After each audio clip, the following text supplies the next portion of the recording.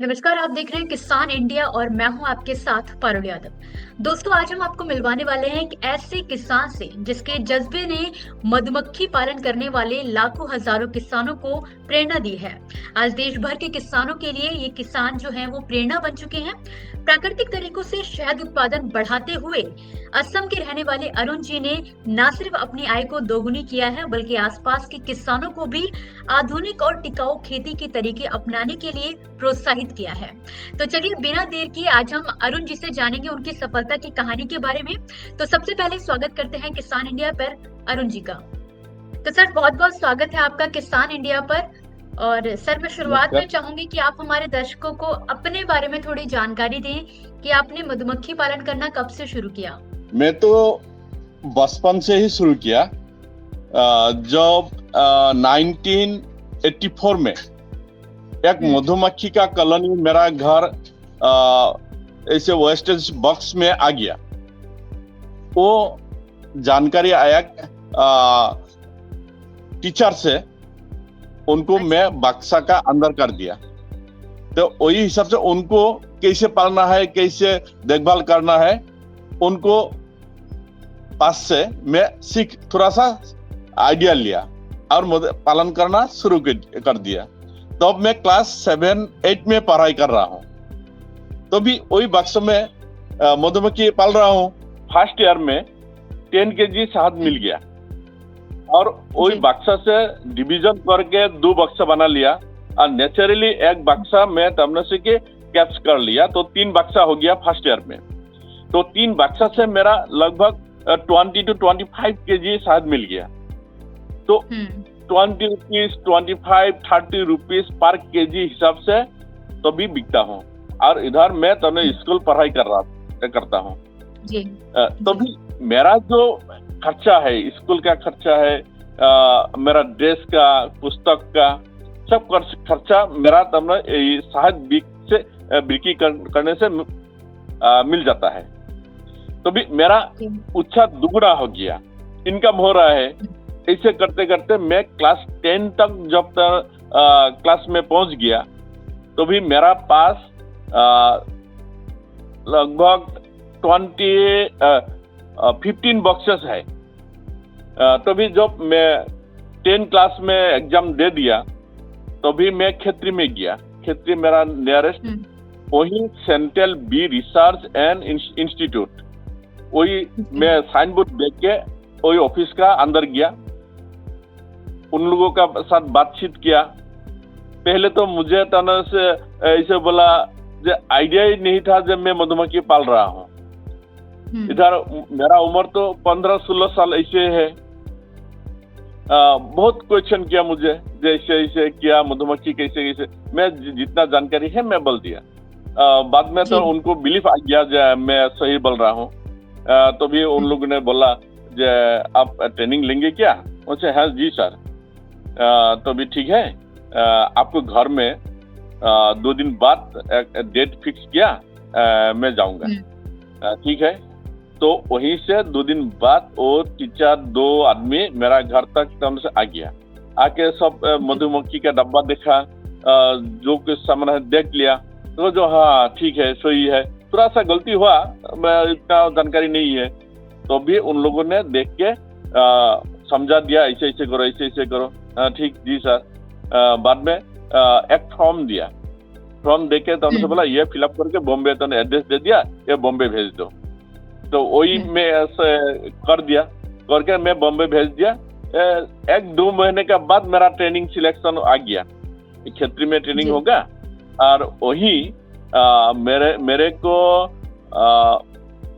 450 rupees per month देगा। 3 month training. पहले तो सोचा था 3 मंथ ट्रेनिंग में कितना क्या सिखाएगा। बाद में तो जब ट्रेनिंग ले रहा हूँ, जो अच्छा लगा ऐसे करते 3 महीने भी कम्प्लीट हो गया। तो बाद में तो वो ट्रेनिंग कंप्लीट किया, सही ढंग से अच्छा रिजल्ट भी किया। तो जो टीचर लोग था, उन लोगों का बहुत मुझ पर से भरोसा रख दिया, जहाँ ये आदमी मधुमक्खी पालन में से के ठीक है। तो भी मास्टर ट्रेनिंग के लिए मुझे पुणे में भेजा। मास्टर ट्रेनिंग के लिए सेंट्रल बी रिसर्च में, और इधर आपको प्रैक्टिकल ट्रेनिंग और जो एपिस मेलिफेरा ट्रेनिंग के लिए मुझे उत्तराखंड भेजा, नैनीताल हल्द्वानी में भेजा, पंजाब भेजा, बिहार, ऐसे एक्सपोजर विजिट में गया था।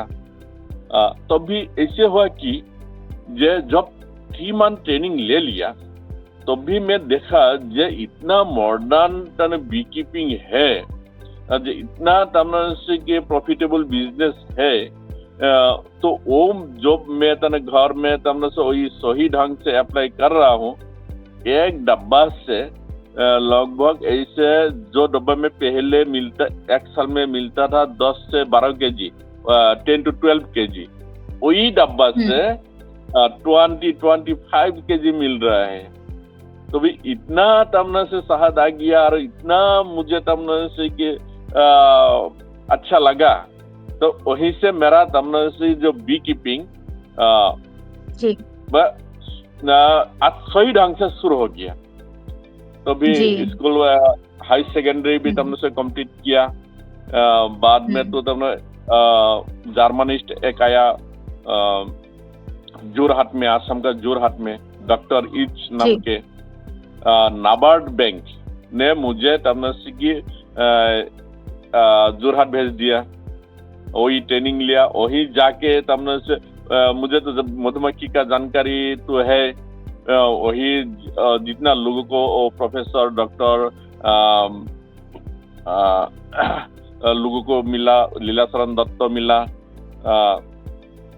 मुझ पर उन लोग बहुत से भरोसा किया। और असम बी कीपिंग एसोसिएशन, उसमें एक समिति गठन किया, उसमें मेरा एसोसिएशन सेक्रेटरी भी रख दिया। ऐसे सारा असम में एक लिंक शुरू हो गया। और ऐसे ऐसे से जब कोई नौकरी तब नहीं मिला, तभी नहीं, मेरा तो मधुमक्खी पालना तो ये तो बहुत अच्छा बिजनेस है। तो भी मुझे बहुत लोग बुलाने लगा, जो कैसे करना है, कैसे करना, मधुमक्खी का बक्सा कहाँ मिलेगा, तो सही ढंग का जो परफेक्ट क्वालिटी का बक्सा नहीं मिलता। तो भी मैं तो सेंट्रल बी रिसर्च का ट्रेनिंग लिया था, उसमें बक्सा का मेजरमेंट दे दिया। कारपेंटर बुला के मैं तो बक्सा बनाना शुरू कर दिया मेरे लिए। तो कस्टमर आ गया, जो 2 बक्सा के मुझे दे दो। मैं मिस्त्री को बोला, मैं दे दे, अरे मैं हूं ना, तो तुमको तो बना दूंगा। ऐसे 5 बक्सा बनाता हूँ, 2 सेल हो गया, 10 बक्सा बनाता हूँ तो 5 सेल हो गया। ऐसे करते करते अभी मेरा पास बी कीपिंग से जो इक्विपमेंट्स मैन्युफैक्चरिंग यूनिट की बन गया। हर साल अभी 5 to 10,000 बक्सा मेरा सेल हो रहा है। जब आप 15 साल के थे तो आपने 15 बक्सों के साथ इसकी शुरुआत की थी, और आज आप 5 से 10,000 बक्से बेच रहे हैं हर साल। हाँ जी। Empty box. सर, अभी फिलहाल आपके पास कितने बक्से हैं? 50 बॉक्सेस एपिस मेलिफेरा, जो वेस्टर्न वेराइटी का, इंडियन बी का कॉलोनी लगभग ऐसे 60-70 है।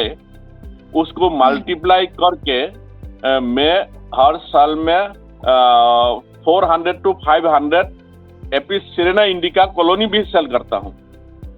ओके। और शहद प्रोडक्शन भी मेरा 50 to 60 कुंटल। ओके, हर साल। ये सर सालाना प्रोडक्शन है आपका 50 से या फिर महीने का? साल भर का ईयर का। ओके सर, तो आप सालाना 50 से 60 क्विंटल शहद का उत्पादन कर रहे हैं अभी? हाँ जी। तो सर, शहद उत्पादन प्रक्रिया की अगर मैं बात करूं तो आप इसे मैनेज किस तरह से करते हैं? फूलों के मौसम में माइग्रेशन और फसल के हिसाब से किस तरीके से मैनेज करते हैं, उसके बारे में हमारे दर्शकों को बताएं। हाँ जी मैडम। तो हमारा असम में शहद प्रोडक्शन दिसंबर में शुरू होता है। तब मास्टर्ड फ्लावरिंग होती है सरसों खेत में।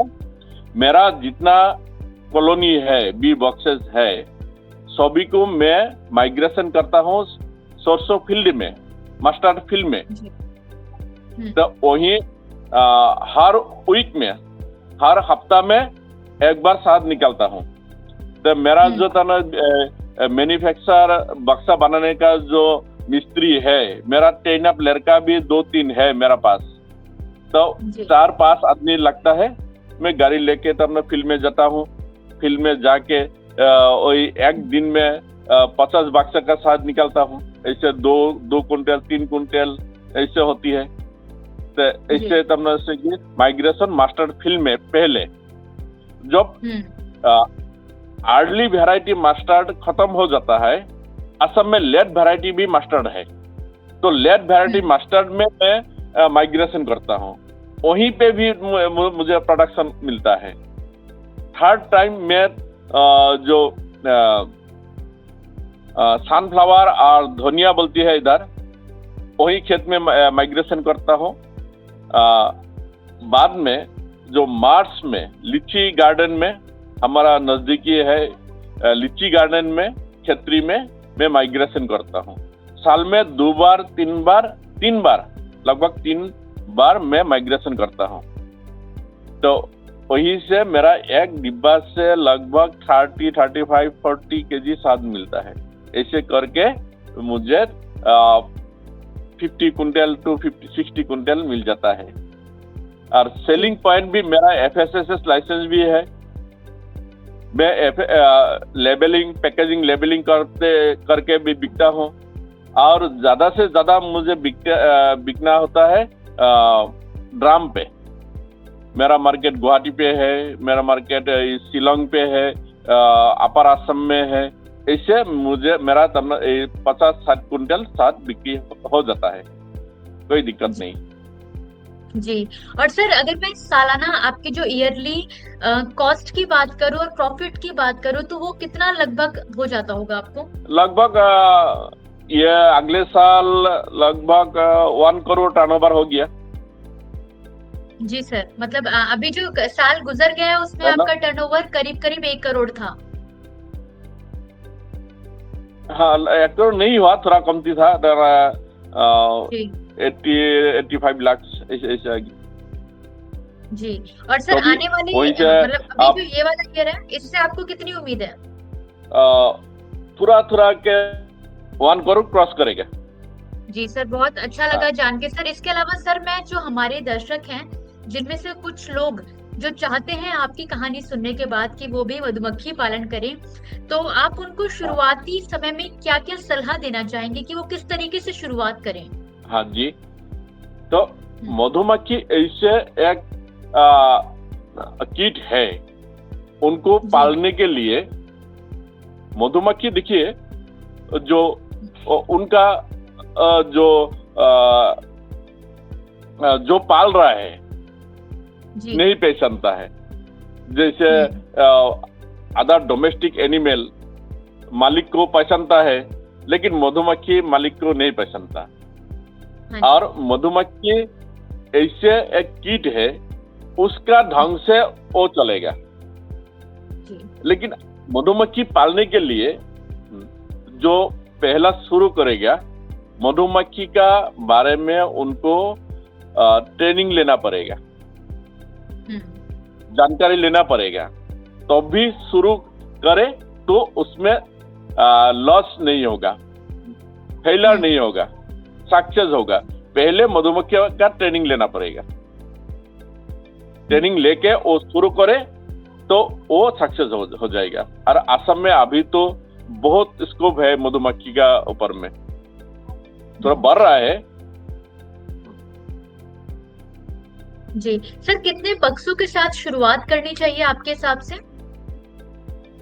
मेरा हिसाब से जो पहले तो असम में एपिस सिरेना, इंडियन बी, वो 5 से 10 बक्सों से शुरू कीजिए। 5 से 10 बक्सों फर्स्ट ईयर में। सेकेंड ईयर में वो सक्सेस हो जाएगा तो 10 बक्सेस हो जाएगा। थर्ड ईयर में वो कराने से इसे 20-30 हो जाएगा। जी। फर्स्ट ईयर में ज्यादा नहीं होना चाहिए। बाद में जब सिरेना इंडिका में वो सक्सेस हो गया, धीरे धीरे वो मेलिफार्म में कन्वर्ट कर सकती है। जी। और सर अगर मैं बात करूँ सरकार की, तो सरकार की ओर से भी कोई योजना चलाई जा रही है सब्सिडी के लिए मधुमक्खी पालन पर? हाँ, हाँ जी। जी। पहले मैं और एक बात बोलना था, ये कि हुँ, वर्तमान मधुमक्खी पालन के लिए मॉडर्न टेक्नोलॉजी आ गया, जी। आर्टिफिशियल शेप फीड आ गया, आर्टिफिशियल फीडर आ गया, आर्टिफिशियल हनी कॉम्ब आ गया, और हुँ, सीजन से करना है वो भी आ गया। ऐसे करने में जो मॉडर्न टेक्नोलॉजी होने से जी। डबल प्रोडक्शन मिलती है। हाँ, नेशनल बी बोर्ड में बहुत स्कोप है और उसमें प्रोसेसिंग प्लान का और मैन्युफैक्चरिंग यूनिट का और स्कीम ले सकती है बीकीपर ने। जी। और जो एग्रीकल्चर है, हॉर्टिकल्चर है, उन लोगों का पास भी मधुमक्खी पालन के लिए स्कीम है, सब्सिडी स्कीम है, ऐसे स्कीम है। हुँ, इंडिया गवर्नमेंट का पास, स्टेट गवर्नमेंट का पास ऐसे स्कीम है। तो वो नया जी। बीकीपर ने तो ना वो तब से ले सकती है। जी सर। सर जैसे कि आपने अभी बात की थी नई तकनीकों की, तो आप इस समय कौन-कौन सी मॉडर्न टेक्निक्स अपना रहे हैं अपनी मधुमक्खी पालन में? पहले तो हो गया था ना से कि जो कम फाउंडेशन शीट कैसे यूज जी। करना है, हुँ, और मधुमक्खी का पोलन कलेक्शन कैसे करना है, प्रोपोलिस जी। कलेक्शन कैसे करना है, रॉयल जेली हुँ, कलेक्शन कैसे करना है, ये तो तरीका है। सीजनल मैनेजमेंट कैसे करना है, जो फीडिंग तरीका कैसे है, वो हुँ, यूज कैसे करना है, वो भी जी। सही तरीका है। हुँ, माइग्रेशन भी है। ये करने से हुँ, हमारा फायदा बहुत ज्यादा होती है। और है जो अ, अ, रानी रानी तैयार करना, हुँ, आर्टिफिशियली रानी हम लोग तैयार कर सकता हूँ, ओके। जो क्वालिटी क्वालिटी क्वीन होती है, हुँ, जो डब्बा में अच्छा नेचर है, अच्छा शहद ज्यादा देते हैं, उसमें ड्रोन लेके और तो ना अच्छा कॉलोनी से रानी को तो रानी लेके आर्टिफिशियली हम लोग रानी तैयार कर सकता हूँ। उसमें रानी भी क्वालिटी का रानी होता है और तो ना लेइंग जी। भी ज्यादा करते हैं, मधुमक्खी भी तो ग्रोथ ज्यादा होती है। इसे करना बहुत हुँ, टेक्निक आ गया। जी, इसके अलावा सर मैं चाहूँगी कि जो नए मधुमक्खी पालक हैं, जो शुरुआत करना चाह रहे हैं उनको, और खास तौर पर सरकारी सहायता के साथ में वो शुरुआत करना चाहते हैं मधुमक्खी पालने की। हाँ, तो शुरुआती समय में वो किन-किन बातों का ख़्याल रखें, तो आप उनको क्या सलाह देना चाहेंगे? ना वो तो पहले मधुमक्खी पालने की ट्रेनिंग तो जरूरत है। जी ट्रेनिंग सर। लेके वो हुँ, पहले स्टार्ट कीजिए, बाद में आप सरकारी स्कीम पर जाइए। जी। ठीक है सर, और इसके साथ-साथ मैं एक और बात जानना चाहूँगी आपसे, शहद उत्पादन के नज़रिए से कौन-सी मधुमक्खियों की वैरायटी जो है आपके हिसाब से अच्छी होंगी? किन-किन वैरायटी का जो मधुमक्खी पालक हैं वो पालन कर सकते हैं? पहले जो ओपनिंग है, हुँ, आसाम का बारे में मैं बोलता हूँ। जी आसाम में बिल्कुल। पहले एपिस सिरेना इंडिका हुँ, जो इंडियन बी जी। होती है, वो हुँ, वो बी पहले शुरू कर दिए। बाद में वो सक्सेस हो गया तो धीरे धीरे वो मेलिफेरा, वो जैसे लोकल गाय, काऊ हुँ, एंड जर्सी, ऑस्ट्रेलियन जी। फ्रीजियन, जितना फर्क है, तो ये मधुमक्खी का बारे में एपिस सिरेना और एपिस मेलिफेरा इतना ही फर्क है। जो जी। इटालियन बी एपिस मेलिफेरा, उनको खाना ज्यादा लगती है, तभी माइग्रेशन लगती है, ट्रीटमेंट ज्यादा है। इसी के लिए टर्मिनोलॉजी के पहले शुरुआत इंडियन बी से करना होगा। जी, सर और इनका रख-रखाव किस तरीके से किया जाए? सीजनल टाइम पे मेरा तो मधुमक्खी हुँ, का डब्बा तो रोफिल में ही रहता है। और जो आपको लीची गार्डन का पास, मस्टर्ड तमना से खेत का पास, ऐसे तमना से के फील्ड में रहता है। मेरा देखभाल करने के लिए आदमी है, तो वो देखभाल हुँ, करता है। और जब रेनी सीजन में असम में ज्यादा से ज्यादा बारिश होती है, फ्लड होती है, तब में मधुमक्खी का बक्सा, जहां पर फ्लड नहीं होता, हिल्स एंड प्लेन एरिया, जहां पे वाइल्ड जो पेड़ ज्यादा है, मधुमक्खी का ज्यादा खाना मिलेगा, वही जगह पे मैं शिफ्ट करता हूँ। और वहीं पे जब हर हफ्ता में मैं उसको देखभाल करता हूँ, खाना नहीं तो एक्स्ट्रा फीडिंग देता हूँ, कोई बीमारी आ गया तो उसका ट्रीटमेंट करता हूँ, कोई ऐसे चींटी आ गया तो उसको तना सफाई करना है, तो ऐसे देखभाल तना करना ही तो पड़ता है जी। इसी के साथ सर मैं बहुत बहुत धन्यवाद करना चाहूंगी आपका हमारे साथ जुड़ने के लिए सर। बहुत बहुत शुक्रिया सर। जी, नमस्ते मैडम। अगला स्टेशन आपकी मनचाही मंजिल खुशहाली है। खुशहाली के दरवाजे चारों ओर से खुले रहेंगे। किसान इंडिया के साथ यात्रा करने के लिए आपका धन्यवाद।